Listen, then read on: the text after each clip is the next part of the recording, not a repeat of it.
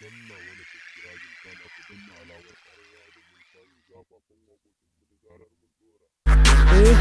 Sai boys na yaka yaron zamani renon fara renon amana mu amana jininmu ne mun talawa da ka gan mu kafin cewa shufop ɗin kanta mu ne shufop an ce ba ta da lafiya wai tana jin jiki